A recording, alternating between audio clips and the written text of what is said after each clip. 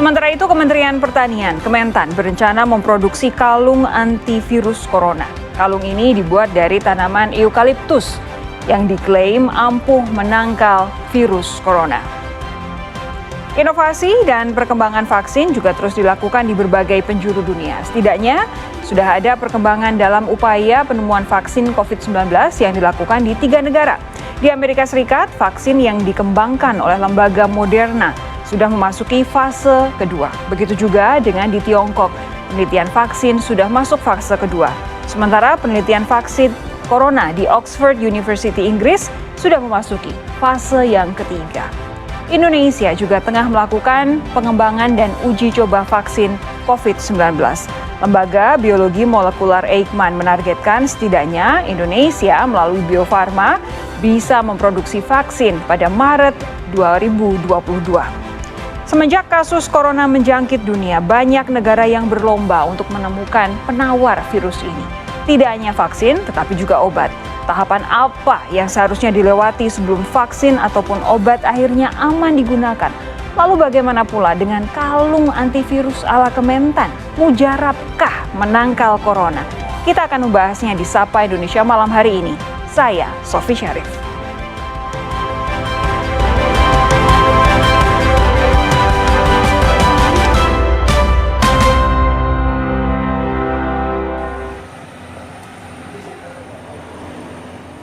Jumlah kasus positif corona di tanah air terus melonjak tinggi. Tak hanya berusaha memutus mata rantai penularan, pemerintah juga mendorong agar pihak yang berkompeten berupaya menemukan obat penyembuh corona, termasuk vaksin. Direktur Lembaga Biologi Molekuler Eijkman, Amin Subandrio mengatakan, proses menuju produksi vaksin masih panjang. Dalam 2 hingga 3 bulan ini, para peneliti baru akan melakukan uji coba pada hewan sebelum kemudian menggelar uji klinis. Ya, karena uji klinik ini yang fase 2-3 itu bisa digabung dalam era pandemik. Tadinya ya? kalau ini bisa dipercepat menjadi 6 bulan, sedangkan yang fase pertamanya juga sekitar 6 bulan. Jadi kita butuh waktu sekitar 12 bulan uji kliniknya. Dari insya Allah sejak bulan Maret kalau semuanya berjalan lancar ya. Maret tahun depan? Maret tahun depan ya. Uji klinis pertama bisa 6 bulan, uji klinis kedua dan ketiga bisa digabung menjadi 6 bulan lagi. Berarti kemungkinan bisa diproduksi Maret tahun 2022, begitu? Ya, itu worst scenario-nya ya. Itu worst-nya. Kita harapkan bisa lebih cepat sih. Sementara itu, Kementerian Pertanian membuat produk berbahan eukaliptus yang diklaim sebagai antivirus corona. Produk ini rencananya bahkan akan diproduksi bulan depan.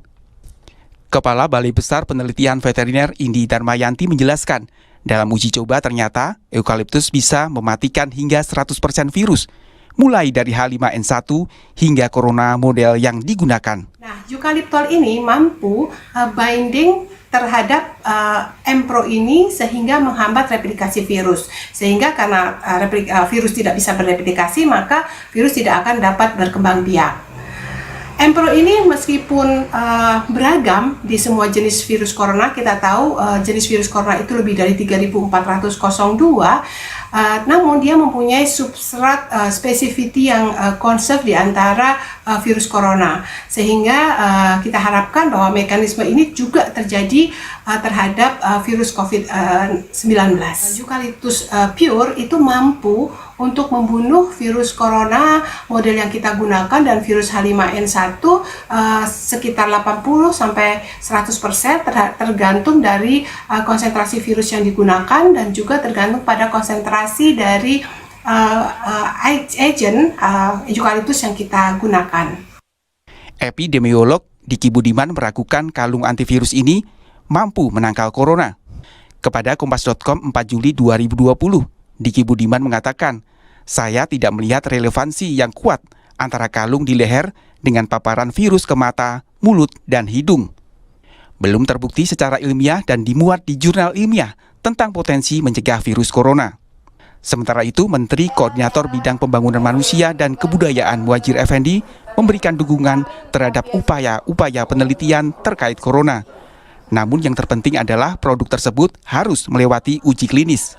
Pada prinsipnya kita sangat dukung semua inisiatif, baik itu misalnya berbagai macam ramuan untuk meningkatkan daya tahan tubuh misalnya ya, kemudian juga berbagai macam jenis peralatan yang katanya bisa membunuh virus.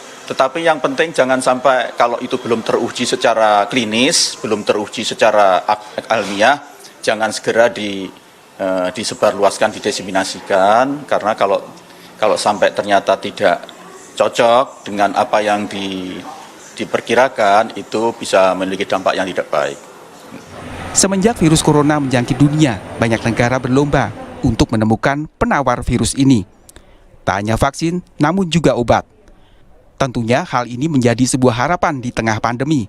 Namun yang harus dipastikan adalah vaksin maupun obat tersebut sudah melewati uji klinis sehingga aman digunakan. Tim Liputan, Kompas TV. Kementerian Pertanian atau Kementan berencana memproduksi massal kalung anti corona yang terbuat dari bahan baku minyak kayu putih yaitu eukaliptus. Kalung ini diklaim mampu membunuh virus termasuk COVID-19. Benarkah sebegitu ampuhnya kalung inovasi Kementan ini? Dan apakah masyarakat akan percaya dengan keampuhan kalung ini? Kita akan membahasnya bersama Kepala Balai Besar Penelitian Veteriner Kementan, Ibu Indi Darmayanti. Selamat malam Ibu Indi. Selamat malam, Assalamualaikum. Waalaikumsalam Ibu Indi. Ada pula epidemiolog dari Universitas Indonesia, Syahrizal Syarif. Selamat malam. Pak Syahrizal. Ya, selamat malam Mbak Tobi. Terima kasih sudah bergabung bersama kami. Nanti kami juga akan menghubungi dokter spesialis paru Satgas RSUD Pasar Rebo Jakarta Timur Eva Sridiana. Namun sampai saat ini belum tersambung, kita akan upayakan untuk segera tersambung dengan Bu Dokter Eva. Pak Syahrizal, saya ke Ibu Indi terlebih dahulu ya. Bu Indi, selamat malam. Apa sih yang membuat Kementerian Pertanian yakin kalung eukaliptus ini mampu membunuh berbagai macam virus, termasuk COVID-19? Baik, mungkin akan sedikit saya luruskan tentang informasi kalung eukaliptus. Kalung eukaliptus ini merupakan salah satu dari 5 varian produk yang sudah kita launching beberapa bulan yang lalu, tepatnya di bulan Mei, terkait dengan potensi dari eukaliptus ini dalam menghambat virus corona model dan virus H5N1. Nah, jadi kalung ini adalah varian dari produk yang kita kembangkan. Ada yang roll on, ya. Ada roll on, kemudian inhaler, kemudian balsam, aromaterapi, dan salah satunya kalung. Oh iya, jadi semuanya eukaliptus tapi bentuknya bermacam-macam begitu ya? Iya, bermacam-macam. Oke. Silakan Bu. Ya, kemudian juga sedikit saya luruskan tentang Kementan tidak memproduksi secara massal, bukan Kementan yang memproduksi secara massal, tapi adalah lisensor yang melisensi dari produk kami. Kebetulan karena produk kami sudah dipatenkan, kemudian sebagai lembaga riset tidak berwenang untuk melakukan produksi ataupun pemasaran dari produk, sehingga ini dilesensikan oleh kepada perusahaan yang berminat. Nah, kebetulan ada lisensor yang berminat. Nah, lisensor inilah yang akan memproduksi dan mengkomersialisasi produk hasil riset ini. Oke, jadi sudah ada yang berminat untuk mengkomersialisasi ya? Sudah. Oke, lalu kalau dari penelitian ya, Bu Indi jadi kepala penelitian ya begitu ya untuk yang eukaliptus ini ya? Kepala penelitiannya adalah kepala badan kami, kepala badan Litbang Pertanian, karena di eukaliptus ini adalah menyangkut 3 institusi yang terlibat. Jadi ada Balai Tanaman Rempah dan Obat, ada Balai Besar Pasca Panen, dan juga Balai Besar Penelitian Veteriner. Jadi ada 3 institusi yang terlibat dalam penelitian eukaliptus ini. Semuanya di bawah Kementan? Ya, semuanya di bawah Kementan. Bu, ini boleh dong diceritakan kepada kami bagaimana kemudian sampai pada kesimpulan bahwa eukaliptus ini mampu mematikan berbagai macam virus termasuk COVID-19.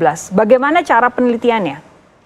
Baik, seperti halnya penelitian obat yang lain, ketika kita ingin mengidentifikasi obat-obat herbal mana yang mempunyai potensi antivirus, nah diantaranya adalah apa yang sudah ada di hadapan kita. Jadi ada empon-empon misalnya, ada jahe kunyit, jambu biji, kemudian teh hijau dan sebagainya. Nah, itu sudah kita lakukan. Pertama kita lakukan studi literatur, kemudian setelah itu kita dapatkan beberapa yang berpotensi sebagai antivirus. Itu tentunya memerlukan pembuktian. Kita buktikan secara in silico dengan melakukan molecular docking. Kemudian kita pilih di antara mereka yang mempunyai afinitas yang tinggi dengan energi pengikatan energi yang rendah, yang akhirnya terpilihlah beberapa produk-produk tersebut. Nah, setelah kita lakukan uji-uji di laboratorium dengan melakukan uji netralisasi terhadap virus, kemudian tentunya sebelumnya kita lakukan dulu adalah uji toksisitas secara in vitro terhadap obat-obat herbal yang berpotensi sebagai antivirus ini. Akhirnya dari hasil kita ternyata yang memberikan potensi prospektif sebagai antivirus adalah eukaliptus ini. Sehingga tim kami melakukan formulasi terhadap eukaliptus ini. Jadi semua produk-produknya varian-varian ini berbasis eukaliptus, dan selain eukaliptus pure yang sudah kita uji, kita juga menguji terhadap 5 varian produk yang sudah kita yang sudah kita buat ini. Kemudian kita uji kembali varian-varian produk itu. Ketika sudah stabil ternyata antivirusnya, baru kemudian kita tawarkan. Lisensi ini adalah sebuah penelitian yang mempunyai prospek sebenarnya, mempunyai potensi antivirus yang baik. Bu Indi, jadi tadi Anda sempat bilang bahwa sudah ada uji netralisasi. Saya bayangkan ini pasti uji netralisasi menghadapi virus ya, salah satunya COVID-19. Caranya menetralkan eukaliptus ini, caranya menetralkan virus bagaimana? Ya, kita sesuai dengan prosedur internasional standar, karena kami ini kan lembaga kami, Mbak, itu berdiri sejak 1908, jadi dari 100 tahun. Jadi kami, sedangkan penelitian corona itu sudah sejak tahun 77 kita sudah melakukan penelitian. Begini, Bu Indi, pertanyaan saya adalah kenapa saya tanyakan uji netralisasi ini, bagaimana caranya? Karena dari bentuk-bentuk yang kemudian akan dikomersialisasi melalui perusahaan ini kan ada kalung, ada roll-on, ada berbagai macam. Itu tidak ada yang secara langsung berhadapan dengan virus seperti ketika misalnya di laboratorium eukaliptus ini kemudian dimasukkan dalam petri dish atau cawan petri berlawanan dengan virus secara langsung sehingga kemudian bertemu begitu. Nah, bagaimana kemudian ini produk-produk ini nanti bisa menghalau, mematikan virus COVID-19 yang mungkin bisa menempel pada manusia? Baik, jadi uji in vitro yang kita gunakan itu ada 2, tergantung dari jenis virus yang kita gunakan. Kita juga menggunakannya dengan telur embrio bertunas dan juga dengan tissue culture. Nah, dari inilah kemudian kita mengetahui prospek dari potensi antivirus ini dengan uji kontak. Ketika kita membaca uji kontak ya berarti ya? Iya. Uji kontak. Kemudian kita tahu bahwa yang namanya eukaliptus ini adalah zat aktifnya adalah eukaliptol, di mana dia adalah di dalam aromanya, dia tersebar di dalam aromanya sehingga itu digunakan sebagai inhalasi. Nah, konsentrasi yang telah kita uji pada awalnya adalah konsentrasi yang terendah sampai tertinggi ketika dia bisa membunuh virus tersebut. Kemudian kita bikin. Apakah Anda mau bilang kalau hanya dengan inhalasi saja bisa membunuh atau mematikan virus? Kita harapkan seperti itu. Saya lanjutkan dulu ya, Mbak ya. Oke, silakan. Jadi ketika kemudian sudah dilakukan kita dengan berbagai konsentrasi, kita bukan formula. Formula yang kita yang kita buat adalah kita perkirakan nantinya ketika sampai di dalam saluran pernafasan, paling tidak di saluran pernafasan atas, itu akan bisa kontak dengan virus yang misalnya virus influenza atau virus corona misalnya, itu akan bisa membunuh itu karena eukaliptol ini adalah volatile, zat aktifnya adalah volatile. Jadi seperti itu. Iya. Saya pindah ke Pak Syahrizal kalau begitu, Bapak. Anda mendengar adanya inovasi-inovasi ini menggunakan bahan dasarnya eukaliptus, kemudian akan dibikin menjadi beberapa produk. Apa yang Anda pikirkan? Apakah ini kabar baik atau justru jangan-jangan jadi placebo begitu? Baik ya, pertama saya apresiasi ya riset-riset yang dilakukan oleh Litbang Pertanian itu. Artinya silakan saja ya, itu menuju ke hal yang baik. Tapi klaim mengenai bahwa ini terkait bisa mencegah atau digunakan sebagai antivirus, saya kira kita punya basis untuk menyatakan sesuatu bisa mencegah, ya. Penggunaan masker, jaga jarak, dan juga penggunaan cuci tangan itu semua adalah langkah-langkah yang berbasis bukti, ya. Nah, ini adalah satu apa yang diklaim itu tadi sudah dinyatakan juga, ya, aromaterapi begitu. Sekelas dengan herbal, saya kira, ya. Herbal tidak boleh diklaim untuk menyembuhkan, itu sudah pasti. Nah, sekarang ada klaim antivirus, ya, yang pasti adalah harus ada basis bukti uji klinisnya yang dijelaskan tadi semua adalah hasil-hasil bukti uji di laboratorium. Ya. Saya kira itu sangat berbeda antara ketika kita ingin menyatakan sebagai antivirus, ya, atau ini sebagai aromaterapi. Oke, Bu Indi, sudahkah ada basis bukti uji klinis seperti tadi yang ditanyakan oleh Pak Syahrizal? Baik, kita ketahui bahwa pandemi itu baru diumumkan, kita tahu bahwa itu sekitar Maret, ya. Kemudian kita lakukan riset itu di awal April. Kemudian kalau seandainya sekarang saya mempunyai bukti uji klinis, berarti penelitian itu bohong dong, Mbak. Uji klinis butuh waktu yang sangat panjang tentunya. Nah, ini adalah suatu awal bahwa kita akan melangkah ke uji-uji yang selanjutnya. Ini adalah basis riset kami yang kemudian akan kita lanjutkan. Riset ini masih ongoing, jadi masih kita seperti Mbak tadi bagaimana ketika dia diinhalasi seperti itu akan kita lakukan. Ini sedang kita lakukan, termasuk uji klinisnya. Jadi dalam 3 bulan ini kita sudah menemukan bahwa inilah yang berpotensi sebagai antivirus, kemudian akan kita lanjutkan untuk melengkapi data-data ilmiah sehingga seandainya ini memang berpotensi benar sebagai antivirus, kita harapkan dapat dengan mengurangi paparan virus corona. Tapi sudah ada yang berminat untuk mengkomersialisasi, Bu? Kalau yang komersialisasi jelas, karena ini kan obat herbal, sehingga yang akan mengkomersialisasi ini adalah dalam bentuk jamu karena ini adalah obat herbal. Kemudian sambil ini sudah diedarkan sebagai jamu, sebagai obat herbal yang bisa melegakan saluran pernafasan dan sebagainya, walaupun dia mempunyai konten teknologi dalam tanda kutip bisa membunuh virus. Kemudian kita sambil melakukan uji lanjutan dengan melakukan uji klinis. Nah, uji klinis ini sudah kita kerjasamakan dengan Fakultas Kedokteran Universitas Hasanuddin dan barusan juga Universitas Indonesia Fakultas Kedokteran juga sudah akan melakukan kerjasama dengan kita dalam melakukan pengujian selanjutnya. Jadi kategorinya obat herbal? Yang sekarang sudah mendapatkan pendaftaran dari BP POM adalah jamu obat herbal. Oke, apa bedanya kemudian dengan minyak kayu putih yang sudah beredar di masyarakat saat ini? Akan saya tanyakan sesaat lagi, jangan kemana-mana, tetap bersama kami di Sapa Indonesia Malam.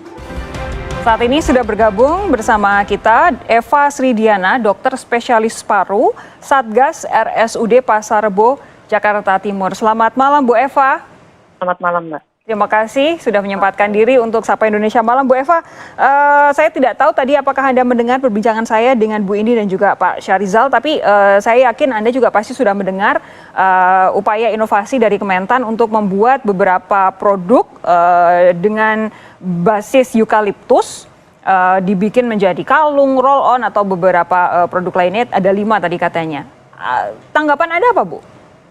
Awalnya saya kaget ya, karena teman-teman berpikir bahwa ini memang antivirus. Padahal kita kan semua tahu selama ini saya di lapangan tidak pernah sekalipun menggunakan minyak kayu putih, minyak kayu putih ini sebagai terapi di lapangan. Saya kira harusnya kalau memang ini memang antivirus, tentunya lewat penelitian lebih dahulu, harus berdasarkan evidence base yang seperti Dr. Sarjal bilang tadi, harus ada uji klinik, tidak tiba-tiba kok jadi antivirus gitu. Dan teman-teman tuh bingung, kok antivirus cuma dikalungin, kenapa nggak dimandiin sekalian gitu kan. Cuma kalau tadi saya sudah dengar ternyata ini hanya berupa jamu, berupa herbalis, saya kira tidak ada yang salah kalau herbalis kita hargai segala riset Cuma yang saya minta, ini virus ini kan virus baru, SARS-CoV-2. Sebelumnya kita pernah ada wabah SARS-CoV-1. Itu ada obat yang memang sudah kita pakai sebelumnya, seperti oseltamivir dan lain-lain. Itu kalau saya rasa di lapangan itu yang lebih bermanfaat ya. Sementara sampai saat ini obat-obat itu ternyata malah banyak kosong, sering kosong gitu. Kalau memang ya kita punya dana, saya sih berharap jangan obat herbal yang diperbanyak, tapi obat yang kira-kira memang sudah diakui dunia sebelumnya sebagai memang obat antivirus gitu. Ya, tapi ya begini. Saya tetap hargai ini. Tapi begini, ini akan diproduksi secara massal, ada rencana ke sana, sudah ada katanya korporasi yang siap untuk mengkomersialisasikan ini. Kalau kemudian masyarakat banyak yang membeli dengan keyakinan bahwa ini bisa mematikan virus COVID-19, Anda merasa apa? Tanggapan Anda apa? Nah, ini yang saya takutkan, nanti masyarakat, ini kan dibilang antivirus. Masyarakat akan berpikir ini benar-benar antivirus, mereka nggak mau berobat, nggak mau ke dokter lagi, cukup mereka kumpulin bawang putih aja, mereka beli minyak kayu putih seperti itu.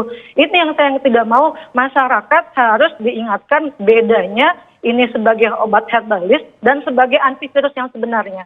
Demikian. Karena ini masyarakat ini sedang sibuk cari-cari obat. Apa aja dibilang pon-ponan semua diborong, dibilang ini semua diborong, dibilang itu semua diborong. Jadi saya pikir pemerintah kalau memang itu dipertegas, ini hanya semacam obat-obat jamu yang biasa sama aja dengan yang lain. Cuma yang jadi pertanyaan, kenapa belum, kalau riset saya rasa kenapa harus diproduksi banyak-banyak, ini kan dananya juga banyak gitu. Sementara kita butuh betul-betul obat antivirus yang sebenarnya, yang memang pernah sudah dipakai gitu.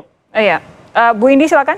Tadi Bu Eva menyatakan bahwa sebenarnya sudah ada obat yang bisa kita kemudian perbanyak terlebih dahulu berkaca dari SARS-CoV yang pertama, alih-alih memproduksi obat yang sebenarnya berbasis herbal, takutnya nanti masyarakat ingin membeli itu dalam jumlah besar, lalu jadi tidak merasa perlu untuk kemudian ke dokter atau memeriksakan kondisinya. Baik, memang untuk eukaliptus dengan minyak kayu putih ini memang agak berbeda. Jadi dari tumbuhannya juga berbeda karena kalau eukaliptus adalah Myrsathea, sedangkan yang minyak kayu putih adalah Meleleka kajuput. Ini juga mempunyai efektivitas yang berbeda terhadap virus. Kenapa kita menggunakan eukaliptus? Memang eukaliptus ini cenderung lebih stabil terhadap efektivitasnya terhadap virus, sedangkan untuk yang Meleleka kajuput itu tergantung pada jenis pohonnya, juga tergantung pada di mana dia tumbuh dan juga tergantung pada jenis destilasinya.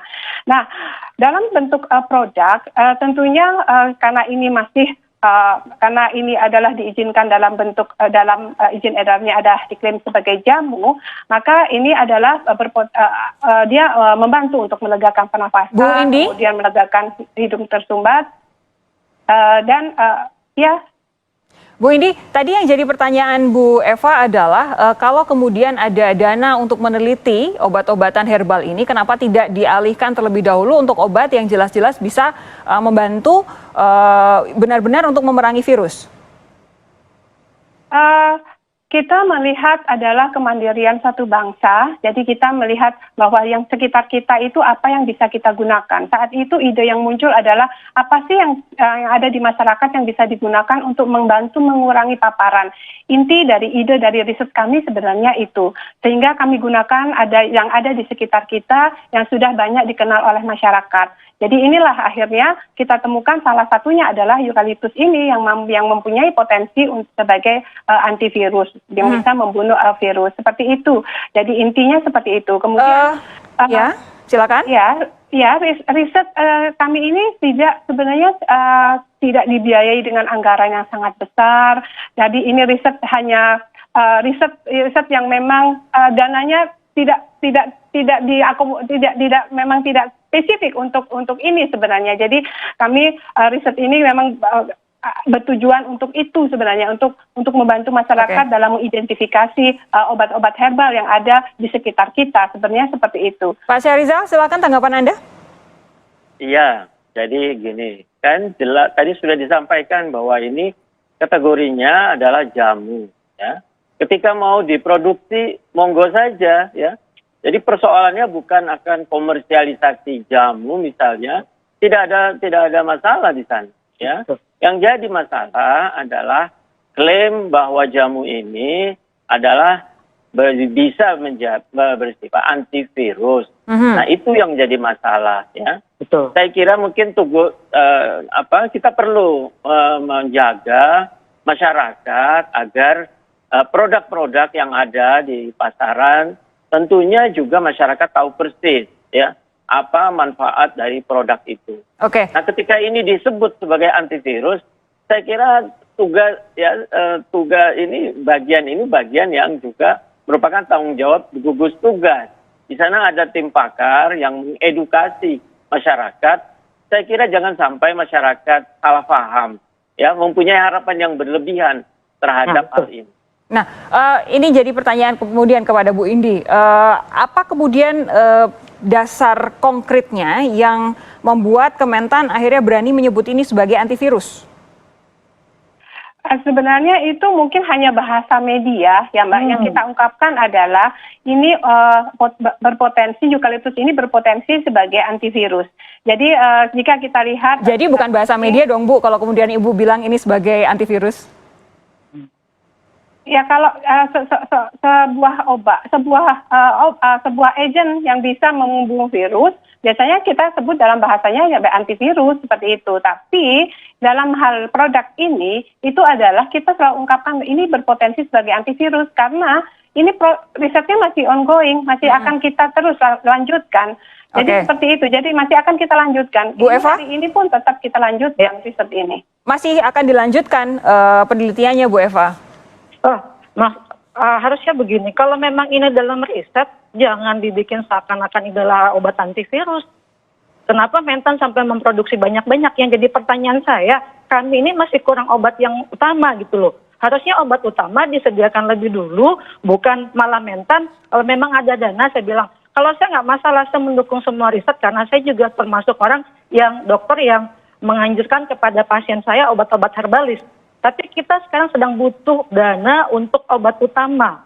Kenapa Mentan menggunakan uang anggaran untuk obat yang masih berupa jamu? Kalau riset silakan, semua kita bisa melakukan riset.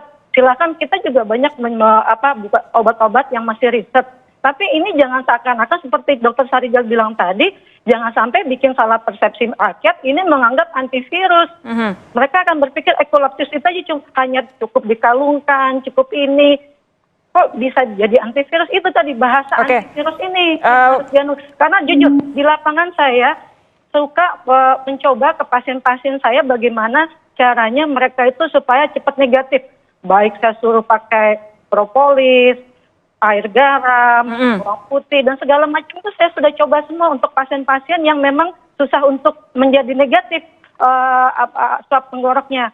Nah itu saya mendukung, cuma yang saya mau tolong. Kami masih butuh obat utama. Kami betul-betul butuh antivirus sebenarnya, bukan jamu gitu loh. Dan ini dengan produksi massal ini, padahal ini masih riset, belum terbukti sebagai antivirus. Karena juga virus ini baru ada, baru kali ini. Pembuktiannya butuh 2 sampai mungkin riset butuh 2 tahun gitu loh.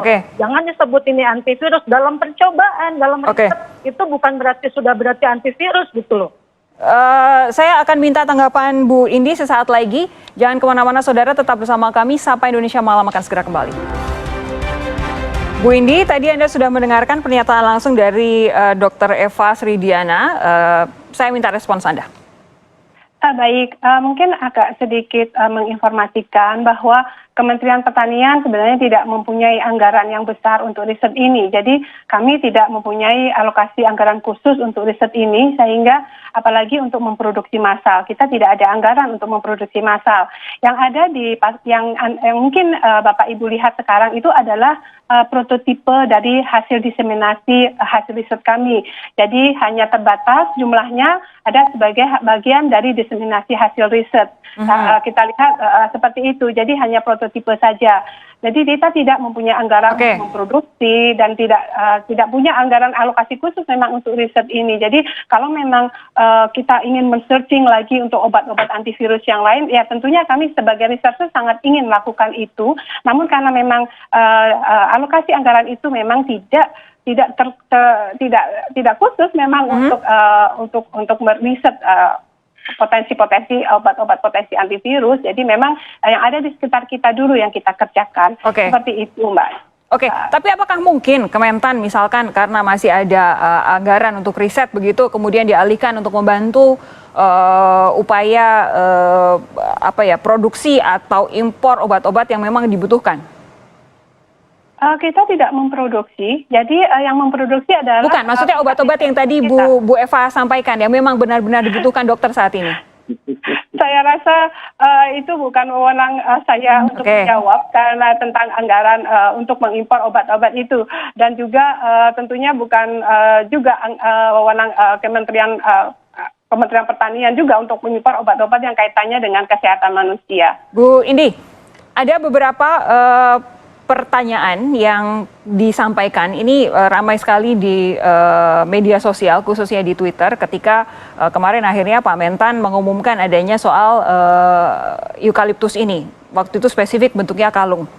Ada kemudian pertanyaan, ini banyak sekali dari beberapa netizen yang saya lihat di timeline Twitter begitu, yang menyatakan jangan-jangan memang ada upaya untuk menghabiskan anggaran karena kemarin sempat ada momen di mana Pak Presiden marah, ada kementerian yang ketahuan baru mengeluarkan 1, sekian persen anggaran, sehingga kementerian yang lain berusaha untuk mengeluarkan anggaran dengan cara apapun untuk tidak jadi sasaran kemarahan Presiden lagi. Salah satunya kalau Kementan dengan bikin yang basisnya eukaliptus ini. Sangat tidak benar, Mbak, karena riset ini kita mulai di akhir Maret, awal April.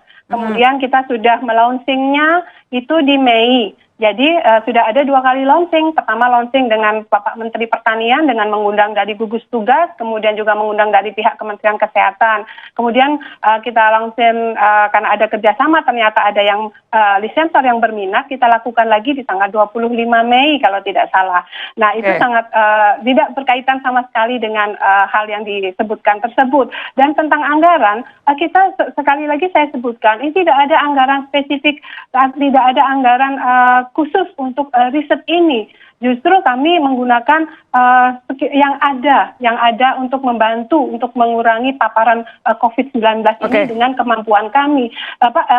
Mungkin saya tambahkan, Mbak Sofi, kami di Kementan ketika kami punya komoditasnya, kami punya eukaliptusnya, kami punya SDM-nya, kami punya laboratoriumnya, kami punya virusnya. Nah, kalau kami tidak melakukan apa-apa, apa kata dunia, Mbak, seperti itu. Jadi inilah yang kita lakukan salah satunya dengan anggaran yang terbatas. Ini yang kita hasilkan sementara ini dengan tentunya akan kita lakukan riset-riset lebih lanjut. Jelas, riset apapun pasti kita apresiasi. Tapi kembali lagi, saya ingin bertanya kepada Bu Eva. Bu Eva, kalau tadi ini saya verbatim pernyataan Bu Indi, membantu mengurangi paparan virus. Kalau kemudian basis eukaliptus ini, apapun nanti bentuknya, dibilang sebagai antivirus, Anda sebagai seorang dokter spesialis paru keberatan tidak dengan penyebutan antivirus ini?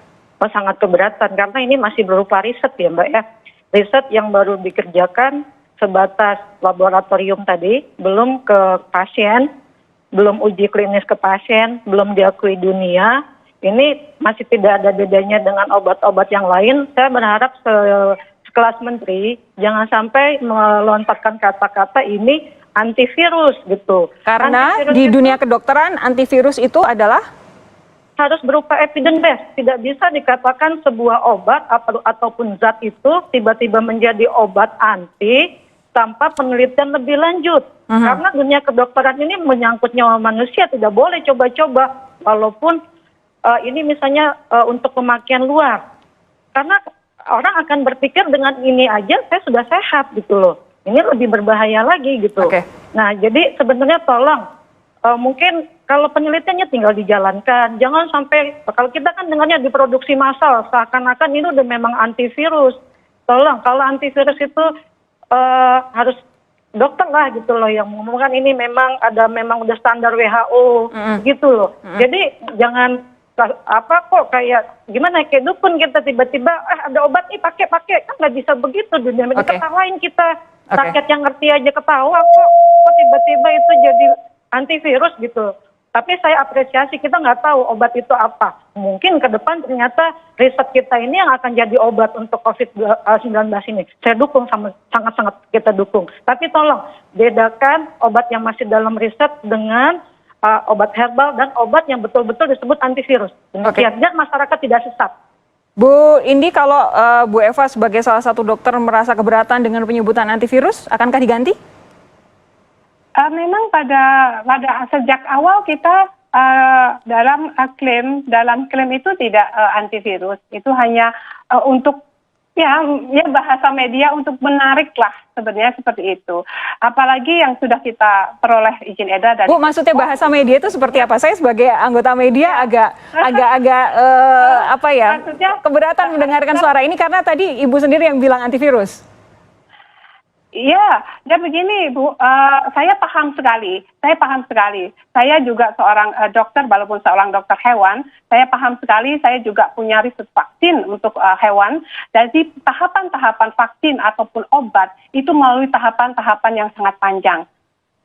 Ya, jadi ada uji yang harus dilewati, uji preklinis. Pertanyaan saya tadi, apakah akan diganti sebutannya sebagai antivirus, Bu? Memang tidak ada sebutan. Tidak ya, jadi memang bukan antivirus ya? Tidak ada sebutan itu, Mbak. Baik. Kita hanya mengungkapkan di setiap kita memberitahu kepada media bahwa ini berpotensi antivirus dan akan kita lanjutkan untuk uji selanjutnya. Berpotensi antivirus. Bu Eva nggak apa-apa dengan frasa ini? Ya, itu kan harus tetap ada uji ya. Kalau berpotensi itu ya harus ada pembuktian yang memang kan harus ada riset, nggak bisa juga langsung seperti itu. Baik, Pak Syahrizal terakhir begini, ini kan memang baik ada potensinya mungkin, lalu risetnya akan masih panjang. Siapa tahu memang tadi seperti Bu Eva bilang, jangan-jangan nanti di ujungnya memang ada efek bagusnya begitu untuk memerangi COVID-19. Tapi pada saat ini yang jelas itu masih base-nya herbal. Bagaimana cara kita memastikan masyarakat untuk tidak langsung percaya begitu saja sehingga memilih untuk menggunakan obat-obatan herbal ini dibanding dengan kemudian datang ke dokter, tes swab secara tepat begitu dan mengikuti tahapan-tahapan penyembuhan untuk COVID-19? Tadi sebetulnya Bu Indi sudah clear ya. Pertama bahwa ini adalah herbal. Herbal kalau dilakukan uji klinis juga nanti jatuhnya adalah fitofarmako, bukan jadi obat ya, jadi obat ya. Nah yang kedua jadi tadi soal penyebutan ya, tadi Ibu Indi juga udah clear bahwa sebaiknya ini disebut dengan kalung aromaterapi. Ya saya kira itu tidak mengurangi lah manfaat daripada eukaliptus itu sendiri. Nah yang ketiga saya kira masyarakat memang harus dididik. Jangan sampai ini mengaburkan ya upaya pencegahan kita udah minimal sekali. Ini standar minimal sekali. Pakai masker, jaga jarak, cuci tangan itu sudah sangat minimal. Jangan itu dikacaukan dengan adanya istilah-istilah antivirus ya. Saya kira kita tempatkan pada purpose ini. Ya. Terakhir Bu Indi, ada yang ingin disampaikan soal penelitian lainnya? Iya, kita akan sampaikan bahwa memang riset ini terus berlanjut, kemudian semoga akan memberi tambahan-tambahan data ilmiah yang akan memperkuat dari potensi dari eukaliptus ini dalam mengurangi. Selain eukaliptus apa lagi Bu yang sedang diriset? Yang diriset banyak, ada beberapa minyak atsiri yang lain, ada serai wangi, kemudian ada juga beberapa manggis, kemudian ada juga jeruk, ada beberapa jerukan juga seperti itu. Jadi apa yang ada di sekitar kita saja Mbak, yang mudah dan dapat dimanfaatkan lokal Indonesia. Baik, Bu Indi, Pak Syahrizal dan juga Ibu Eva, terima kasih sudah bergabung bersama kami di Sapa Indonesia malam hari ini. Sehat-sehat terus semuanya.